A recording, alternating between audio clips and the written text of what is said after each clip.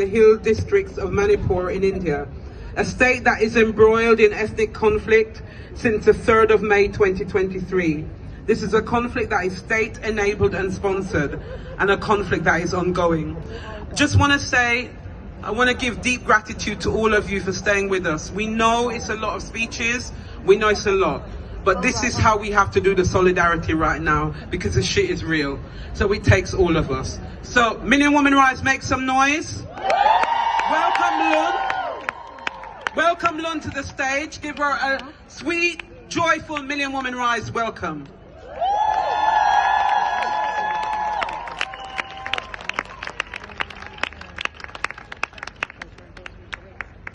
Thank you, Million Women Rise.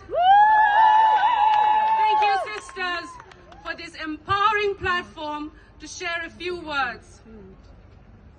I lost my aunt, Gozavung, who was 58 years old, and her only son, Golal Sang, who was 27 years, to mob attacks in Imphal, the capital of Manipur.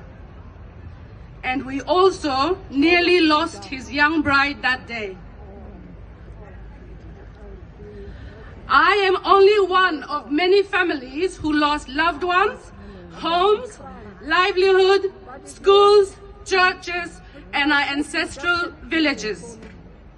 On May 4, 2023, 7 members of my family, including my aunt, Gozavung, her daughter, Zamngai Kim, who was 24 years, her son, Golal Sang, and his young bride, Nancy Jingtian Nyang, who was 27, were blocked and pulled out of the car by a mob of over 200.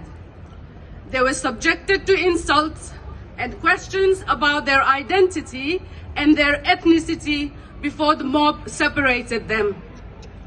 Golal Sang was chased, encircled, and attacked with rods, stones, and bricks.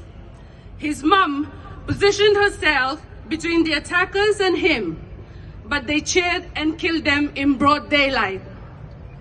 Khamson, my 1-year-old nephew, who was in the arms of his granny, was slapped many times. His parents tell me he still wakes up in the middle of the night, screaming and shaking.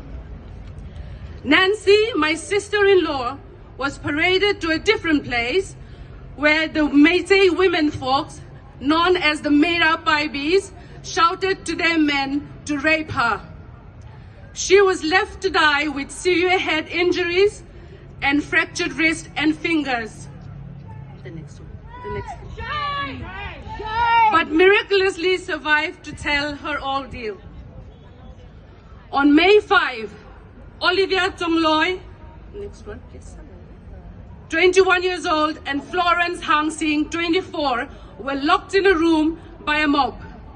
Young men entered the room and tortured them.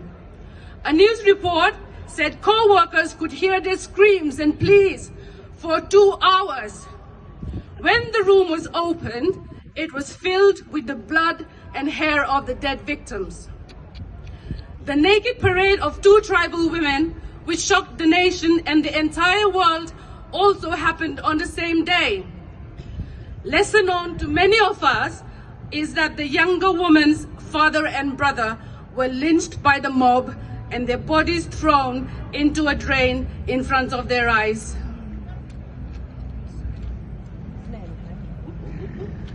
Sorry. On June 4, Meena Hang Sing and her 7-year-old son, Tonsing Hang Sing, and her friend, Lydia Laurembam, were burnt alive in an ambulance on their way to the hospital. On the early morning of June 9, Mrs. Dim Khohoi, who was 75 years old, was shot dead while she was performing her morning prayer inside her village church. On the night of November 7, 2024, Zo Sang Kim Mar, a 31-year-old, next one please, 31-year-old mother of 3 young children, was shot in the leg and could not escape. Her charred remains were discovered the next morning with her brain membrane next to it. Post-mortem report reveals she was tortured and allegedly raped before she was set on fire. We have no clear information about any arrest for these atrocities and so many others that I have no time to share today. I urge you, Million Women Rise, please remember Manipur. Join us as we speak out against human rights violations, especially towards our women and children. Thank you.